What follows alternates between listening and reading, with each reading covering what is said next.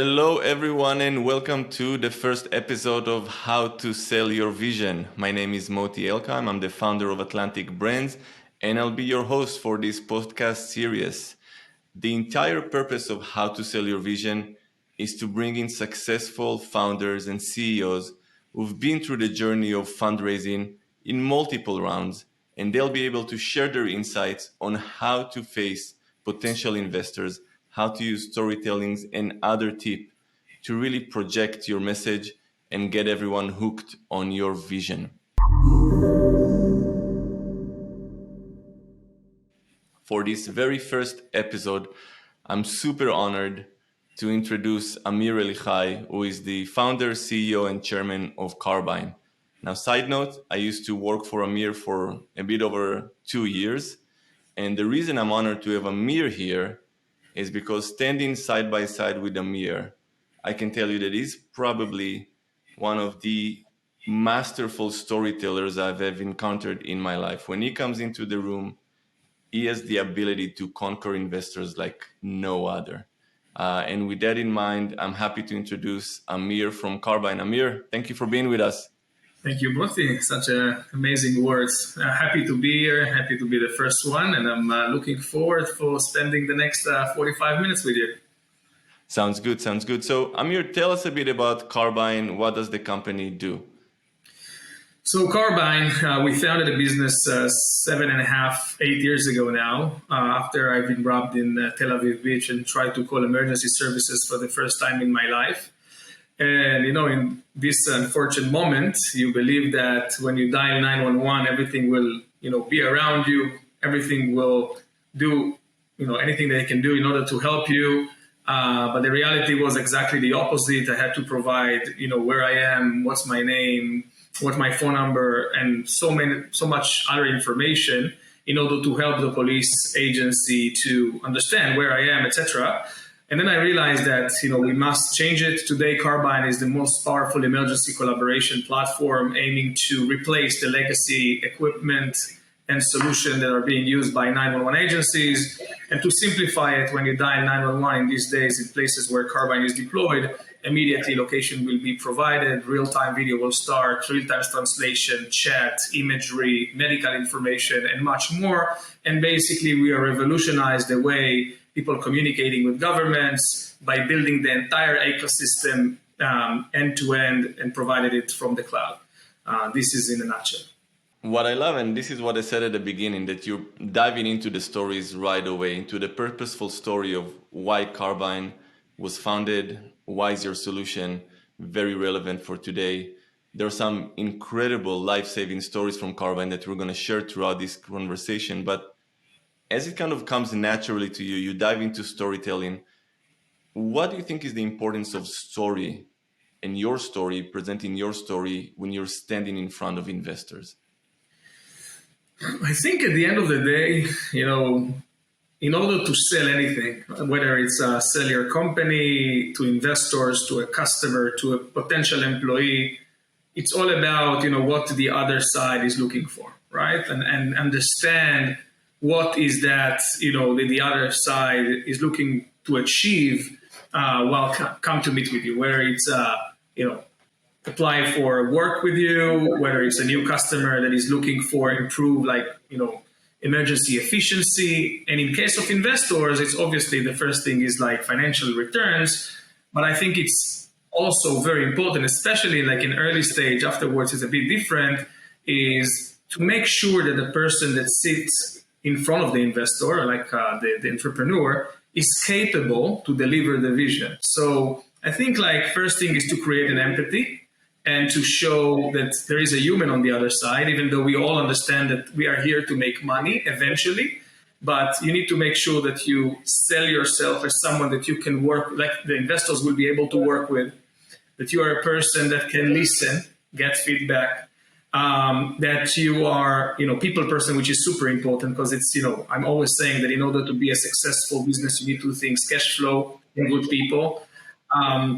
And eventually, it's again, to understand the other side and then to try to read, initially when you start, again, what are the goals for this meeting, what you're trying to achieve. and throughout the presentation or throughout the discussion to maneuver according to the other side reaction. If you see that this person is more into the numbers, into the story, into the people that you have around you, maybe you have an emotional story that he experienced that is like very connected to the Carbyne specifically. So all of those are the things that I'm kind of putting my attention during presentations, and I think are critical to deliver the story and the vision of the business. So there is if I'm hearing you correctly, and this is super powerful, there is an element of emotional intelligence, right? You can't just come to the room super scripted, go over maybe a templated deck that you downloaded. You really have to be genuine in your approach, because at the end of the day, the investors are investing you to begin with. Exactly. Especially as long as it's more early stage, this is more true, right? As Carbyne now is kind of a post-Series C. So in the last round, those check boxes, right? Like the ability to execute, the ability to attract talent, the ability to build a strong advisory board, the ability to deliver at scale, all those were already answered in previous rounds. So it was more towards financial and fundamentals, right, of the business. But as you are kind of going to early stage discussions where you're sitting, especially for first timers, which is not like their second or third time building startups, it's like starting with a white, paper and building this trust that is so needed to get an investment. So I think it's like depends on which stage you are, but as long as it's more early, this is, I think, like the emotional intelligence, as you call it, is so important, because I heard so many times investors are saying like, I missed this investment because I couldn't connect to the person sitting on the other side of the table. And it's, I think, like, again, people is everything, especially in early stages. Yeah, that's super important, because I've seen a lot of founders as well that in the very early stages of the presentation to potential investors, they are in love with their product, right? They think that the product is going to revolutionize the world. They're coming in, they're starting to do feature dumping one after the other, and they're missing the connection that you spoke about, which is super powerful. First of all, I forgot to say it at the beginning, but you spoke about your round C. Congratulations. I mean, raising a round C in a time where no one else seems to find money around, that's absolutely incredible. Speaks to your ability to raise and how incredible Carbyne is. Going from seed to A to B to C, which round did you find to be the most challenging? The most challenging probably was, when you kind of convert yourself from a startup with idea and vision, where if you're good, as you said, like a storyteller, and you have the ability to attract people and to convince people that your idea is amazing and you are the one to change the world. I think, like, if you look at round B, it was probably the most, I would say, challenging round for Carbyne for many reasons. First, it was during COVID, and I did it literally from my living room and without the ability to anyone. And it's much harder to tell a story during, I think, like over Zoom than like in a face-to-face. And as discussed, those emotional, small kind of gestures are sometimes, hard to discover while in Zoom. The body language and those kind of things are super crucial, and the kind of a small talk before and after the meeting is also very, very important. So I think this was the first reason. The second reason is that in round B, at the time, investors were kind of more interested in, like, again, fundamentals and business and metrics and numbers, unlike, seed rounds and round A, which is kind of more what we will do in the future. In round B, I think it's the first time that you're coming to the table and saying, this is what we said that we will do, and this is what we've, been doing. Luckily we achieved our targets and goals at the time, so it was like much easier. But I think the combination between that, COVID, remote kind of fundraising, all that was a bit challenging, which is something that we didn't face with before. So I would say round B. Got it. Makes absolute sense. So as we are transitioning, you spoke about the seed to B is more about the personal interactions, buying into the founder, buying into the vision. you're switching to be, this is where you have to speak business, you have to speak numbers. Storytelling is still part of it, but you really have to back everything that you're saying. So for new founders, emerging founders who are coming in, they had these big ideas and they found themselves in 2023, probably the toughest market to raise funds at. What would be your kind of 1, 2, 3 tips that comes to mind on how they should tackle this? Well, this is a good one. I think like the most important thing, and I think like no startup would be successful without a super strong core team and strong partners and founders.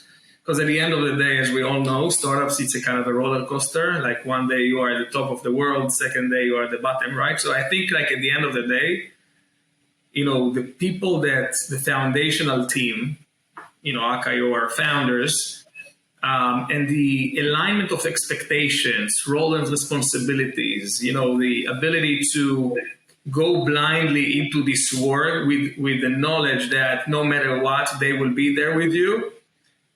It's, second to none in my point of view, right? Because like no matter how successful you are, 99.999% of the startups will be facing certain challenges, and you need to know that your core team, that the people around you will be, with you no matter what. So I would say this is like the number one approach.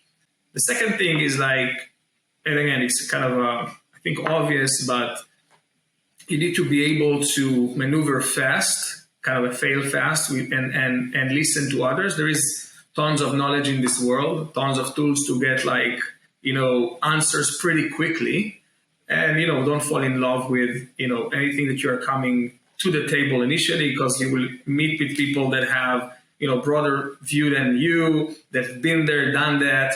And sometimes as an entrepreneur, we are kind of full of confidence that what we are doing is like the right things to do. But it's important to listen, observe kind of the feedback that you're getting, analyze it, and optimize, throughout the way, and not kind of fall in love with kind of your initial idea and go blindly into the wall. So I think like we at Carbyne started with a mobile app. We thought at the time that this would be the most amazing thing in the world. Pretty quickly, we understood that this is not the right way, and we killed the app and we changed like our way to a different technology. And it was like, proven to be very successful. So I think it's, good people and listening throughout the way. Those are the two things. Got it. So it happens a lot, in the startup life. You start with an initial idea, right? YouTube started as a dating website for people to upload videos and see each other. All of a sudden, everyone is loading tons of other content to YouTube. You have to pivot, right? So you did your seed, you had an app, and then you realize it's not working, I have to pivot. I guess it's not a nice feeling maybe inside to go to the investors and say, guys, we have to go in another direction. To other founders who are now in those shoes, they tried something, the market is not responding, they gain some insights. How do you kind of convey that message to the investors and have them still say, this guy knows what he's doing, it's okay, we're still behind him? I think it's, at the end of the day, I got my first investment from Ehud Barak, right? Like for the former Prime Minister of Israel, people will say not the easy, investor to deal with or to negotiate with in the world. But even though former Prime Minister, Minister of Defense, one of the most kind of analytical and brilliant people in the world, probably, it's all about trust, right? And when he invested initially in Carbyne, I think it was from the first moment that I met with him in his apartment, I built this kind of confidence with him and trust that he knows that no matter what, if the door will be closed, I will come from the window, and the window will be closed, I will come from the roof. No matter what, we will find a solution, and we will always do what's right for the business with supporting facts and evidence and listening to others. So I think this is the most, powerful engagement that you can have with your investors. Of course, this was not the only one. So we had like board and more people. But if you don't have this level of trust with your board, you have a problem, right? Because at the end of the day, you are the driver of this ship. And if you won't have this, alignment and those people that will back you in those tough decisions and will give you other perspective, but will appreciate the fact that you are the CEO and you are leading this business, you will be faced with problems, and at the end it will be like challenging for you to convince that you need to, because again it means that you need to borrow more money, you need to raise more funds. Initially your KPIs that you planned with a mobile app, now you won't achieve them because basically you realize that it's not working. So all that will be doable only if you have a strong trust with your board. And it's something that you cannot buy. It's not that you're buying it in day one, unless you did like multiple investment with those guys and they know you. But again, as a first timer, raising fund from first time from someone, it's about building this relationship with your investor to support you with your decisions. So I would say this is the most important part, and something that young entrepreneurs needs to realize and invest in. Got it. It's amazing kind of to see the talking points that you're bringing to the table. Connect, trust, vision, story, hustle, especially in the early stages. And I see a lot of other founders, really focus on the TAM, the SOM, the SAM, the business projection, trying to show some inflated numbers to make it a business promise. But at the end of the day, it's a people-to-people business when it's about raising money.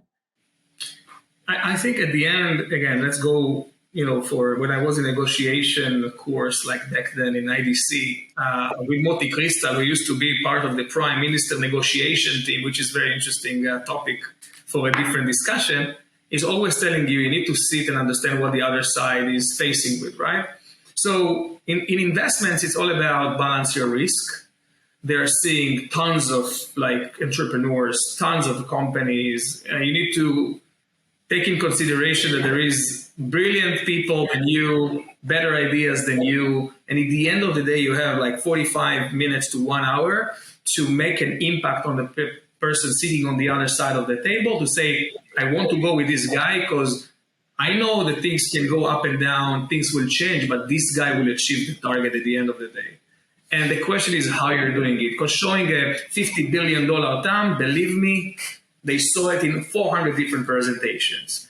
I never saw an entrepreneur coming into a room and showing, hey, I don't have a big total available market. So it's right. Never when you're trying to say, hey, my TAM is huge, the technology is amazing, my team is great. This is like obvious, right? This is the default. Right. The question, how you are making that, that different, that from 1,200 entrepreneurs that this VC will meet this year, and they're choosing, depends on the VC, but let's say 20 to 30 investments, they will say, I want to go with Moti. And this is, I think, like the challenge and the interesting kind of art in raising funds. Yeah, it's interesting. You spoke about the 45 to an hour meeting. I just saw some data point the other day on the attention span of investor during a presentation, and they call it the 5-minute drop. If you're not able to capture their attention through your purposeful story in the first 5 minutes, boom, you go down. And then it's really hard to recover from that drop. I found again, it's true. Definitely it's true. I also found it pretty, interesting that there is investor that, in the first meeting, prefer not to see a presentation. They're saying, let's just talk, okay? You have the idea, you don't need the slides in order to deliver the story, right? So in certain meetings that I did, and it depends on the people sitting on the other side, if it's a big team with analysts and others, you might need it. But if it's kind of a one-on-one in certain, events, it's just better to talk and kind of have like a friendship, conversation to create enough, curiosity on the other side to say, you know what, I like it, send me the presentation, let me go over it, okay? So again, you really need to judge the situation, and based on the person sitting on the other side, again, if it's in the morning, after lunch, it's really like those kind of small things that, I believe can really change, because again, you have only one chance. And if the person came and he lost his attention after 5 minutes, basically you lost your opportunity with this specific investor. It's true what you said. Cool. That's I remember. I don't know if you remember this, but Carbyne has tons of chilling, life-saving stories. The accessibility of the technology from rescuing an 9-year-old, I think, kid, a girl who was kidnapped in a car, and she was able to communicate with 911 through Carbyne, get their location while on the go, while the kidnapper is driving her, probably for some sex trafficking. They were Yeah, able to get her through Carbyne. There are so many amazing stories that the company is super proud of, and I'm still super proud of being part of it. I remember one time, I don't know if you remember this instance, I sat with a high net worth individual, and she asked me, "What do you do for a living?" I told her about Carbyne, and I told her the Ohio story. And if you don't mind, if I'll share this story with the listeners. So a woman calls 911. The call taker on the other side answers the phone, but hears no response. He says, "Hello, how can I help you?" There is no response. He says, "Hello, how can I help you?" There is no response. And then through Carbyne's unique technology that enables for the first time instant silent messaging with callers, the call taker said, "I'm going to send you a link to start a messaging session. Let me know if you're okay." The woman at that time wrote to the call taker and said, "My husband, who is heavily drunk, forced me into bed. There is a shotgun between us. He told me that if I'm going to move, he's going to pull the trigger." She's writing everything to the call taker. "And he fell asleep. Please come to the rescue." Through Carbyne's technology, from the days that you were stuck on the beach, no one knew your location. They were able to pinpoint their location. The police unit came in. Through the chat, the call taker asked her, "Where are you in the house?" She said, "Second floor, right to the stairs." Police came quietly because they didn't want to wake up the husband. The call taker said, "On the count of 3, police is going to come in and you're going to come out. Ready?" And it still gives me chills until today. She said, "Ready." He typed it 1, 2, 3. Police came into the room, grabbed the woman, arrested the husband without a single shot being fired. I told that story to this high net worth individual morning after they were in touch to do an investment. Do you remember that one? And of course, and definitely. all it takes, it's a story. There is common sense to it that makes you say, "We need this." And how many people, walking on a high, asking themselves, "Wow, if something would happen to me, who's gonna know where I am?" Well, with Carbyne, they can know exactly where you are. So common sense is a big component in connecting with investors, right? If it's too complicated, if it's too aggressive in nature that they cannot understand it instantly, it's probably not going to work. Would you agree with that? Definitely. Again, like I think like in general there is no kind of a black and white, but I think like as we are moving and the world as we all see is getting crazier and crazier every day. And I think, like you said, something which is very important. At the end of the day, people want to invest in something that will make an impact. And I'm hearing it more and more. And again, like luckily we have a very good, talent at Carbyne. And some of the reasons that I'm hearing again and again when people are applying to Carbyne and start to work with us is that I was very connected to the mission and the vision of this business, and it's true for investors as well, right? Like I believe that every person in his life called at least once time to 911, and the ability to help people really speaks to a lot of years around us. So it's very true, and again, especially in the first meeting, because again, the more advanced meeting you're going to do with the analyst and all that, you will have to, of course, provide financials and so many other pieces of information. But for the first meeting, to get this attention and to say, "I want to work with this guy," it's 100% right. Got it. So the purpose of the first meeting is to create that chemistry and get the second meeting. All the Exactly. details, all the numbers, all the financials are gonna come later on. You come in for the first time, connect, connect, connect. definitely. Got it.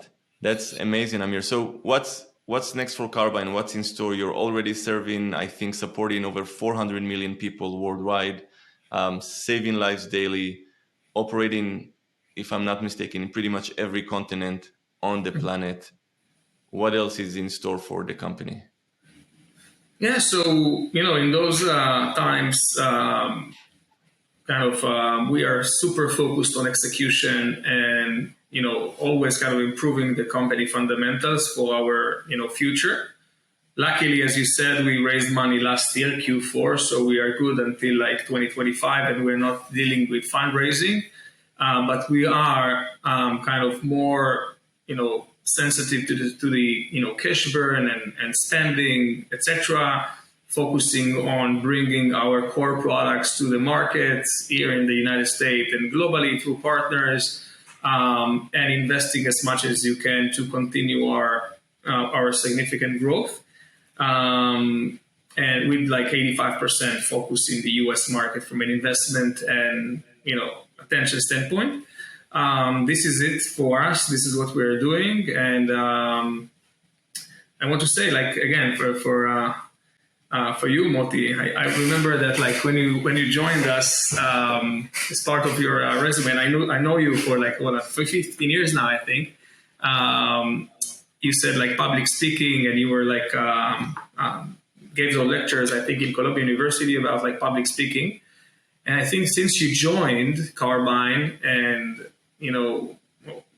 I realized how important it is to be like a strong speaker, and the ability to be kind of a strong in a customer facing discussions. And one of the things that we've changed in our job descriptions moving forward, especially for C-level positions and VPs, is that everybody needs to have these capabilities to be able to speak in front of a big crowd and deliver messages very accurately. I believe that is such an important tool, and we all believe that we have it, but the reality is that we don't, and we need to learn how to do it, and we need to engage with experts. And I think like this is something that I've learned from you when you joined Carbyne, and I got like such amazing feedback from the industry with 911 Wonder Woman and other events that we've done. So I would like to thank you for that. And I think moving forward, people that will work with you will be like super lucky to have you with them. Thank you so much, Amir. I really, really appreciate it. Saying it genuinely, for everyone listening, tune into Carbyne. Truly one of the most innovative companies on the market today. You've heard Amir, you've heard his insights on the power of storytelling, the power of connecting to your investors. And it seems to be a trend or a thread that is following throughout the CEOs and founders that we're interviewing, that are all speaking about the connection. Amir, I would like to say first and foremost, thank you for your insights. Thank you for taking the time to share those with us today and with our audience.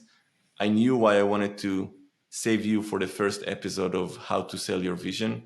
And for everyone else who is listening, if you're interested in more insights like this, in hearing from more founders like Amir, like us, follow us on Spotify and visit atlanticbrands.co. Amir, this has been a phenomenal conversation. Thank you so much, my friend. Thank you, Moti. Good luck. Thank you.